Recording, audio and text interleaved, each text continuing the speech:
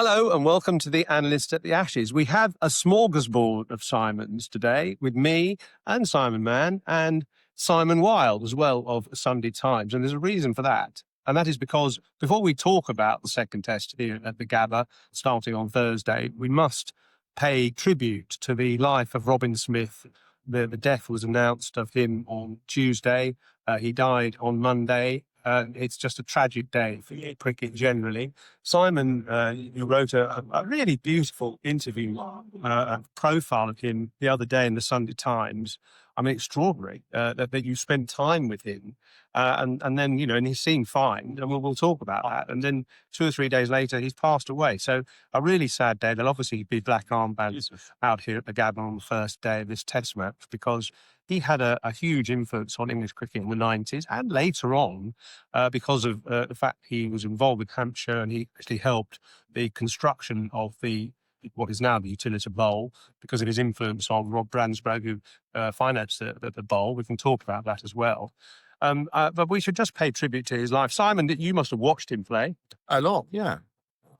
I mean, it was a fabulous, hard-hitting, tenacious square cutter. I mean, and with a really good record, good against fast bowling. Actually, he was left out, wasn't he, in 94-5 for this series, the first test for the Gabba, because he wasn't that good against Shane Warne. And actually, they became great friends, didn't they? But he wasn't a great player against leg spin. He was a much better player against fast bowling. So he was smacked you all over the place. He must have smacked somewhere, hadn't he? Well, look, I have an interesting story. The first time I met Robin Smith, actually, was in 1983 at the Uxbridge Cricket Club, Middlesex against Hampshire, one of our sort of occasional grounds we use. And at the time, this is the early 80s, it was the fastest ground in the world. Well, certainly in England anyway. It was the fastest ground in England.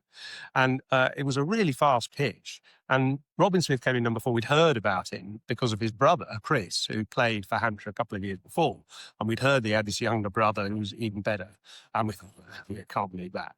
And he came into bat and we were all a little bit kind of, well, what's this guy like? And I remember him walking out at Uxbridge, looking, young, but looking pretty sort of ripped, strong, big chest, strong forearms. And thinking, I thought, right, I'm going to teach him a lesson here.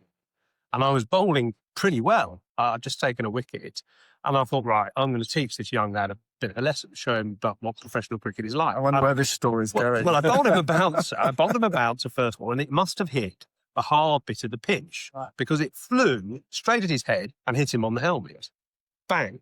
And he was like, oh. And he was right taken aback by it, actually. And it hit him sort of just on the top of the helmet. No damage done, but, slightly shocked. A couple of balls later, I repeated it again, thinking, get it this time, he'll glove it to the keeper.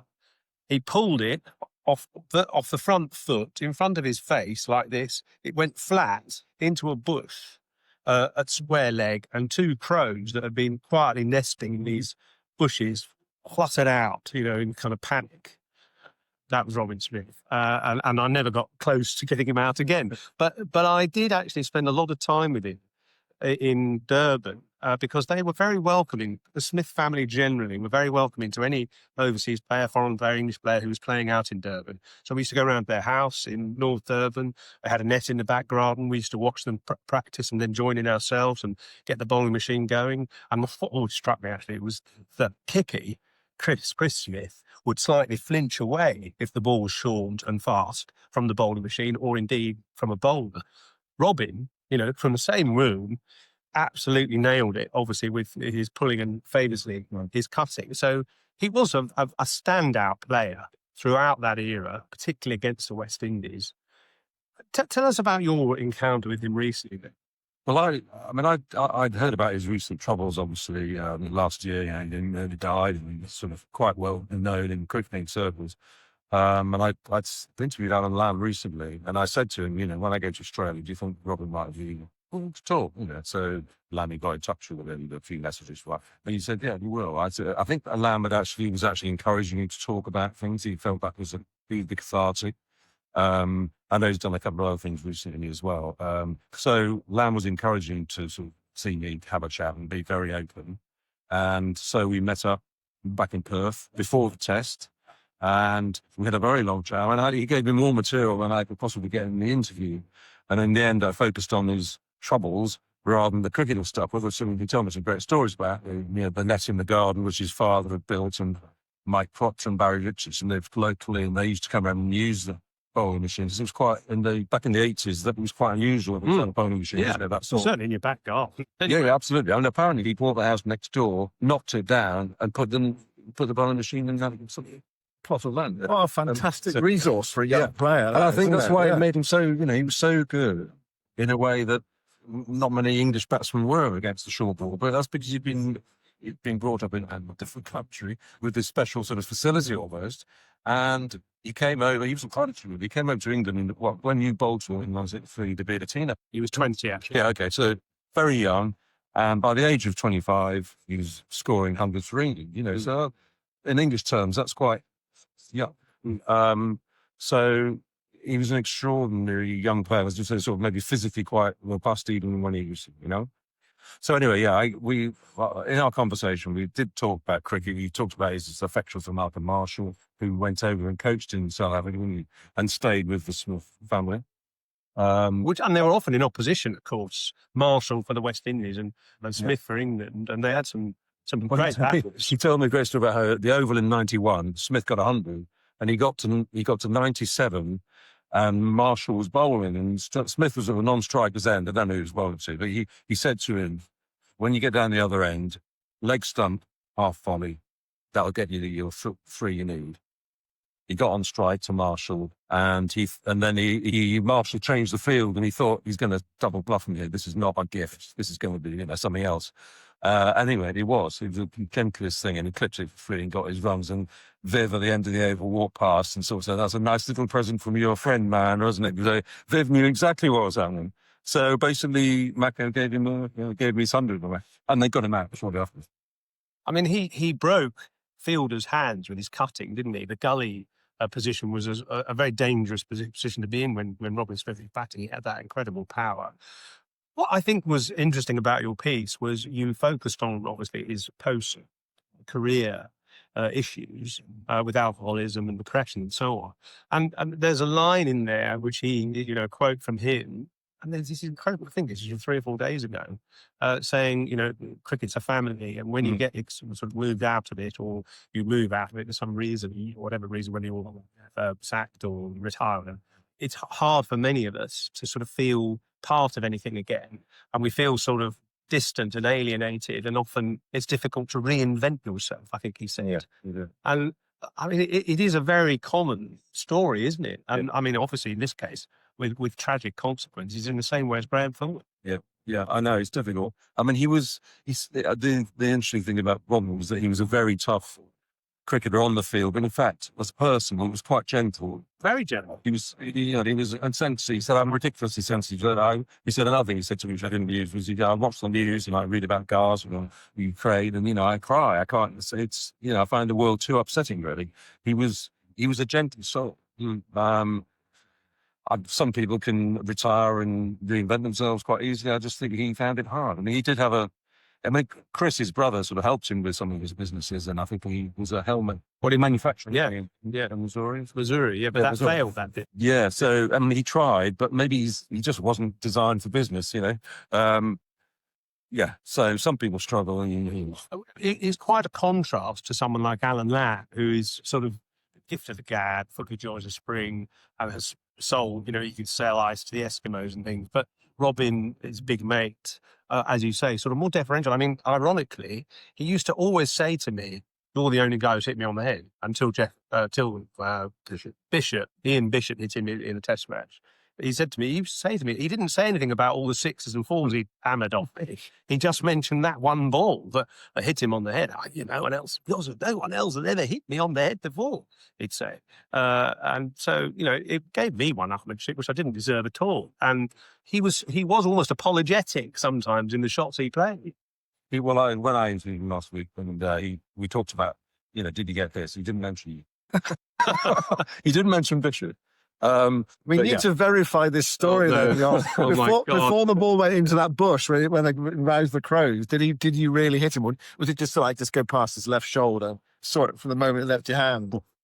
You think it's a mirage in my mind? Yes, Kippy will Kippy will vouch for it because he was there, Okay. and so was Mark Nicholas. What it does show, though, doesn't it?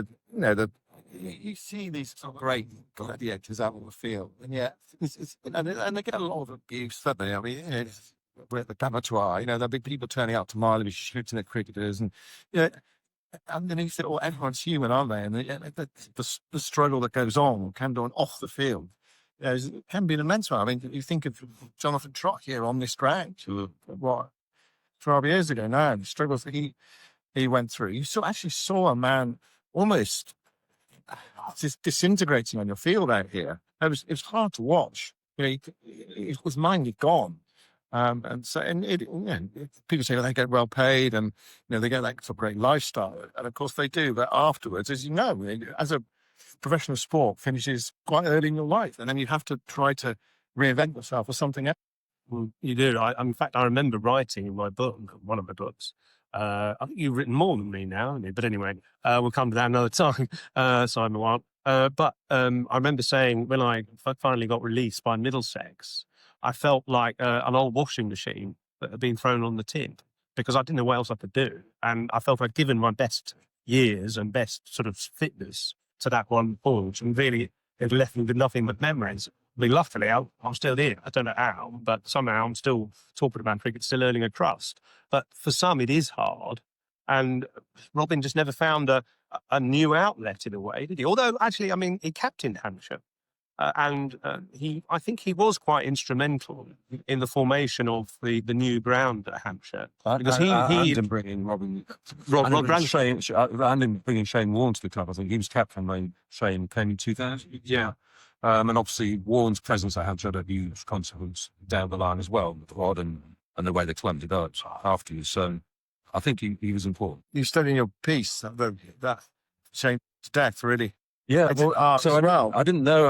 I was unaware of this relationship being so close, but I spoke to Chris, his brother, only on Friday before I sort of finished the piece, because I knew that Chris, in a way, knew as much about what had happened to Robin as Robin did. They both said. In fact, Robin said to me, "I can't actually remember a lot of that stuff that's happened." He was an alcoholic. He went through periods where he didn't know really what was going on, but Chris did, and he told me. And I've lost my thread now. What I was going to say about that? About the Shane Warne connection. So I said, what do you think sort of tipped Robin over the edge of sort of 3 or 4 years ago? There's really two things. One was his girlfriend, Karen, she works for West Australia government. She was hosted to the Christmas Island, which is about 1,600 miles off Perth. It's in the middle of nowhere. There's. So he lost her for several months. And then he said Shane Warne died. And so those two things sort of left him bereft. He spoke to, and Chris said he spoke to Shane Warne literally every other day. And so the fact that, if you lose someone who's as important. sort of kindred spirit or whatever. Yeah. And I mean, Shane Warne was a great friend to a lot of people, wasn't he, actually? So I think that's what Chris said to me, that he felt those two things have had a big impact on Robin's decline, which nearly led to his death last year. Then he amazingly recovered. He said the medics were really surprised that he was able, because he couldn't, when he left hospital, I think to July 2024, he could barely walk. They had to get him walking 10 yards, 20 yards or so to get him back to health. His body basically packed up. But he did, and when I saw him, we walked around the corner taking photographs, and he looked pretty good. So he was in a really bad way. But seemed to be on the turn, actually. Yeah. I mean, it's sort of so shocking that suddenly this news comes through. It's hit us all. Quite as hard as thought we were in. Yeah. Well, we've just done Ben Stokes' press conference, and the first question was about the death of Robin Smith. And Ben was saying that he didn't know him that well because they are a different generation. But it's that, I think it is that level of shock, isn't it? That someone of his, I mean, we remember him so well as a player, don't we? Playing for England in the 90s, he was a fine player, and his story is a sad one. It's a kind of like a salutary story, I think, for post players, really. How difficult it can be. And also, the other thing as well that struck me, I saw Tuffers at breakfast this morning. I'm feeling sad today. He said, my teammates are dying. I think we've had Sid, haven't we, this year? Sid Lawrence. Sid Lawrence, yeah. And there was Graham Thorpe as well, not so long ago, and now Robin Smith. So yeah, it is a very sad. It's a very sad day and a sad story. Far too young to have left us, actually. And do read Simon Wilde's piece, because it's really beautifully written and researched, and obviously you had the interview with him as well. So it's got a lot of sort of interesting aspects to it. So I think that will be, a sort of epitaph in a way for Robin, your piece. So Sunday Times, Simon Wilde. And, all we can say is Robin Smith, rest in peace.